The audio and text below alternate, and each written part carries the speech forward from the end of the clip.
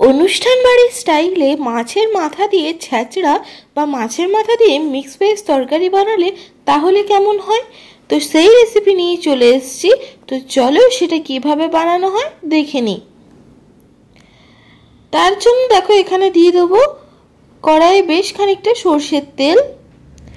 তার আগে মাছের মাথাটাকে নুন আর হলুদ দিয়ে মাখিয়ে নেব।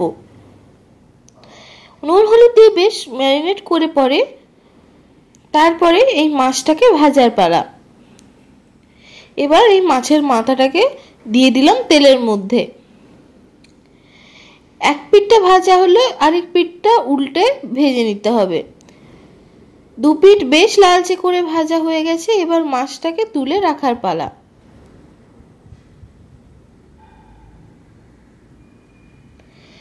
এরপরে ওই তেলের মধ্যে দিয়ে দেবো টুকরো করে কেটে রাখা আলুগুলো। এইভাবে সবজিগুলো লম্বা লম্বা করে কাটবে, এতে দেখতে বেশ ভালো লাগে। আলুগুলোকে একটু লালচে করে ভেজে নেব।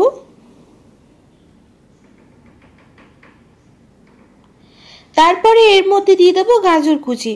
আমার ভিডিও ভালো লেগে থাকলে চ্যানেলটাকে সাবস্ক্রাইব করতে ভুলবে না, বন্ধুদের সাথে শেয়ার করতে ভুলবে না এবং ভিডিওটাকে লাইক করে যাবে। ভিডিওটা শেষ অবধি দেখবে, আশা করি ভালো লাগবে। তারপরে আলু ও গাজর দুটোকে বেশ খানিকক্ষণ ধরে ভেজে নেব।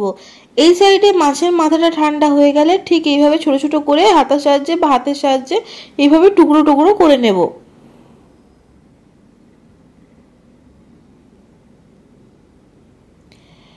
দেখো এটা ভাজা ভাজা হয়ে গেছে। এর মধ্যে এবার কুমড়োটা দিয়ে দেব আর দিয়ে দেবো পুঁই শাক। সমস্ত সবজি দেওয়া প্রায় কমপ্লিট। এবার নেড়ে চেড়ে এটাকে বেশ ভালো করে ভাজার পালা। সমস্ত সবজিটাকে ভালোভাবে তেলের মধ্যে ভেজে নিতে হবে।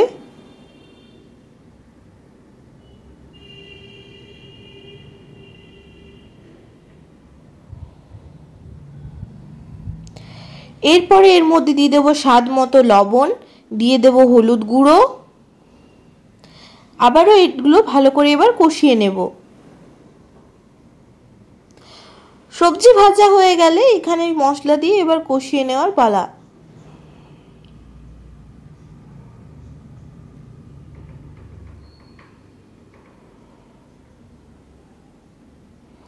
এরপরে এর মধ্যে দিয়ে দেবো আদা ও লঙ্কা বাটা।